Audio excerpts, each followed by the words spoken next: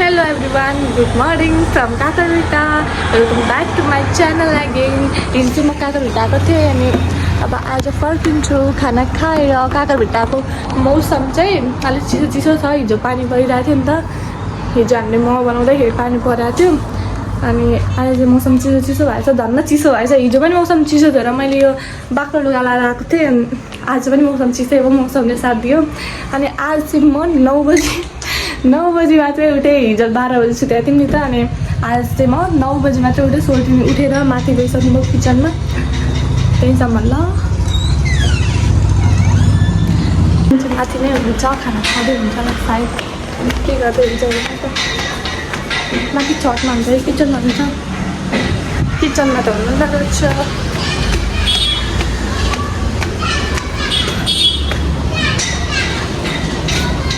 छतमा पनि हुन्न त।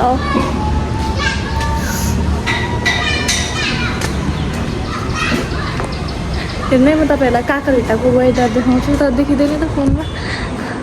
ए देखिँदो रहेछ है गाइज। अनि एउटा कुरा देखाउँछु ल म, हेर्नु न गाइज। यो देखेर खाउ लागिसक्यो।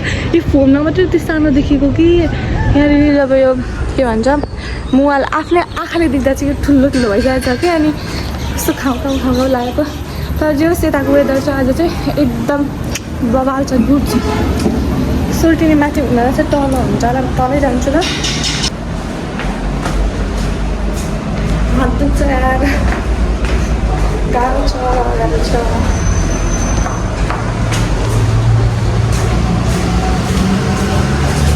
सोल्टिनी पक्कै पनि हुन्छ सब्जी।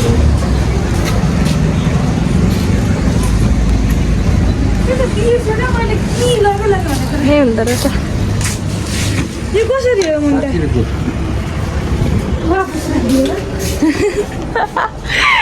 क्याप्चर गरेर हालिदिन्छु। फर्सी कसरी हो? फर्सी 60 रुपियाँ किलो। यो बोडी यस्तो उत्रो चाहिँ लगाउनुपर्छ।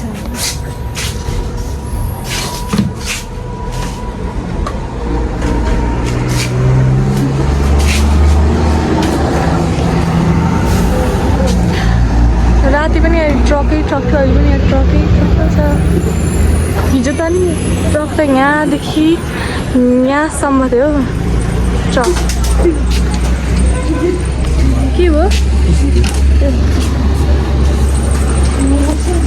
रोजिङले सपिङ गर्दै हुन्छ सब्जी।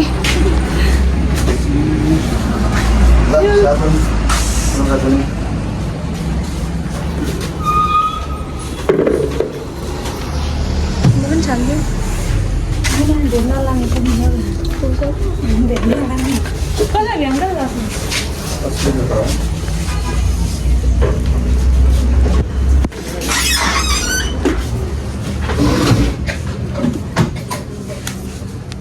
ए जे दही मिठो हुन्छ भन्नुको एक्लै खाइसक्नु भन्दै हुन्थ्यो त, फेरि खाने भन्दै हुन्छ मलाई।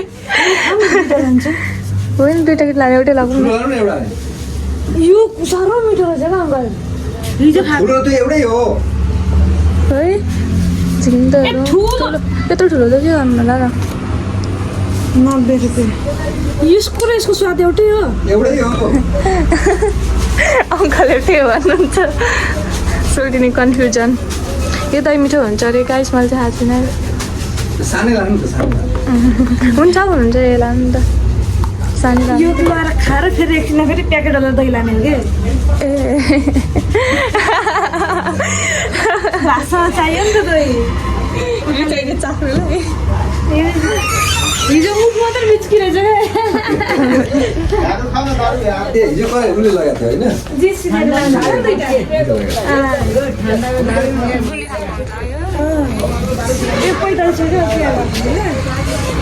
आमा सोल्टिनी पनि क्युआर चलाउनु थाल्नुभयो पहिलेदेखि।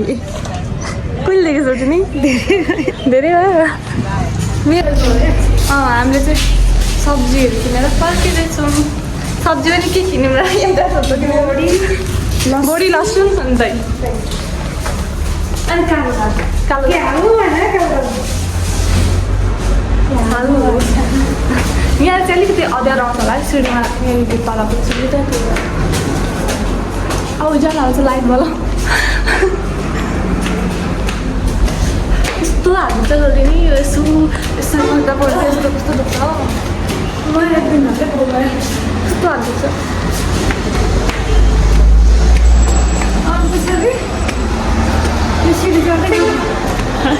हामी चाहिँ खाजा बनाउँदैछौँ एकतिर पाक्दैछ सुक्खा रोटी एकतिर पाक्दैछ प्यानकेक म सुक्खा रोटी पकाउँदैछु त्यही नै डाडुले हामीले चाहिँ खाजा पनि बनाइसक्यौँ अनि हामी चाहिँ म्यागी इन्जोय गर्दैछौँ डन 9 कराईमा भनेर कस्तो लाग्यो तपाईँलाई म्यागी सिम्पल बट मिठो यस हामी चाहिँ 11 बजी खाजा खाँदैछौँ त्यही नै म्यागी खाजा पनि खाइसकेको अनि रेडी पनि भइसकेँ हिजो लगाएर आएको थिएँ यही लगाएर जान्छु मैले लुगा लिएर आएको थिइनँ नि त द्याट्स है अनि मेरो चाहिँ सानो काम थियो काँक्राभिट्टामा त्यो काम पनि भएन अनि दिदीलाई भेट्नु थियो दिदीलाई पनि भेट्न पाइनँ ढिलो भएर अनि दबाका काम पऱ्यो म जान्छु त म ल सोटिनी ए माथि पो हुन्छ सोटिनी सोटिनीलाई बिदा माग्न गएको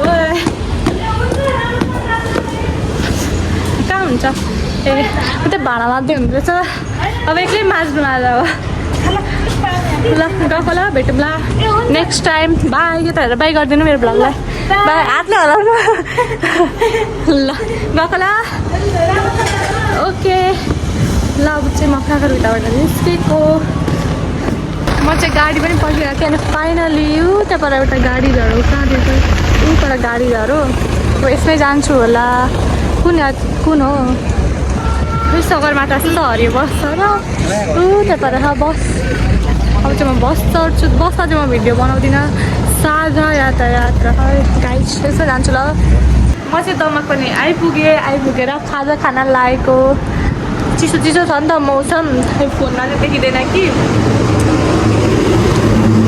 फर्किँदै कि मेरो आवाज सुन्दैन त्यही भएर मैले नबोलेको माइक छैन नि त अनि अलिक सानो बोल्छु म त्यही भएर पनि अनि चिसो चिसो मौसम छ हिजोदेखि नै मौसम चाहिँ चिसो छ है यहाँबाट काँक्राभिट्टा जानुभन्दा अगाडि नै पानी परिरहेको थियो बिहानभरि पानी पऱ्यो 3 बजी मात्र रोकेको छोएर गएको थिएँ अनि उहाँ काँक्राभिट्टा पुगेर पनि पानी पऱ्यो राति पनि चिसो थियो अनि अहिले पनि चिसै छ मौसम चाहिँ